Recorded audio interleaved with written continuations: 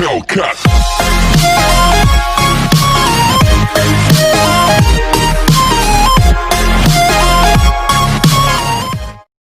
Assalamualaikum semua, perkenalkan nama saya Fitra Suci Bella Islami.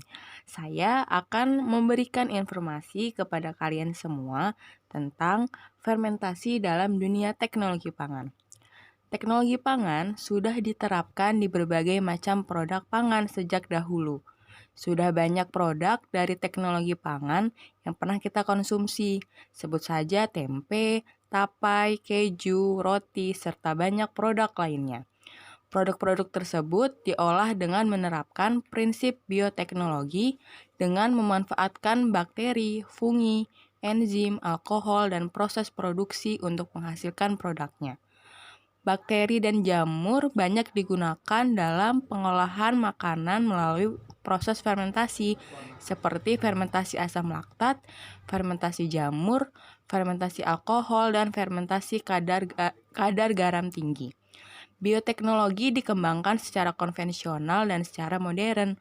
Fermentasi merupakan salah satu penerapan bioteknologi secara konvensional. Lalu, apa sih fermentasi itu? Fermentasi merupakan proses pemecahan senyawa organik menjadi senyawa yang lebih sederhana dengan melibatkan mikroorganisme. Pada proses fermentasi, diperlukan substrat sebagai media tumbuh mikroba yang mengandung zat-zat nutrisi yang dibutuhkan selama proses fermentasi berlangsung. Zat-zat nutrisi dapat berupa sumber karbon dan sumber nitrogen. Contoh sumber karbon bagi Saccharomyces cerevisiae yang biasa digunakan pada pembuatan roti yaitu sukrosa, glukosa, fruktosa, manosa, dan maltosa.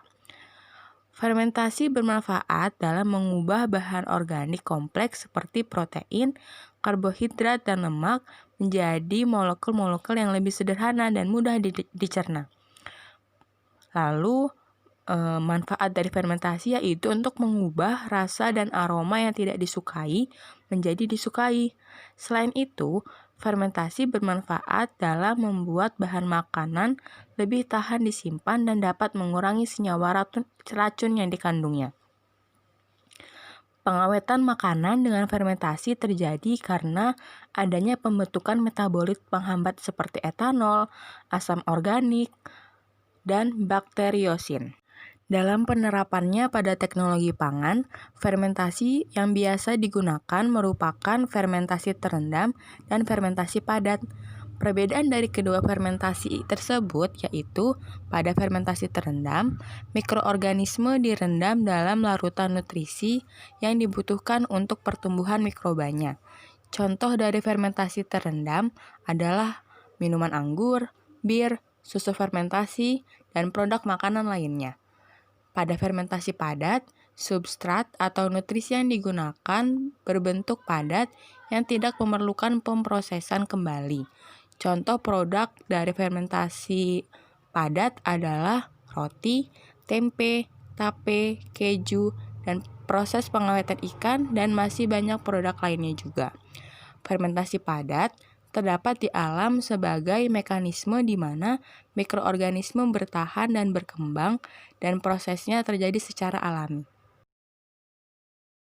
Kalau gitu, sekian dari saya dulu untuk penjelasan fermentasi dalam dunia teknologi pangan. Wassalamualaikum warahmatullahi wabarakatuh. Hellcat.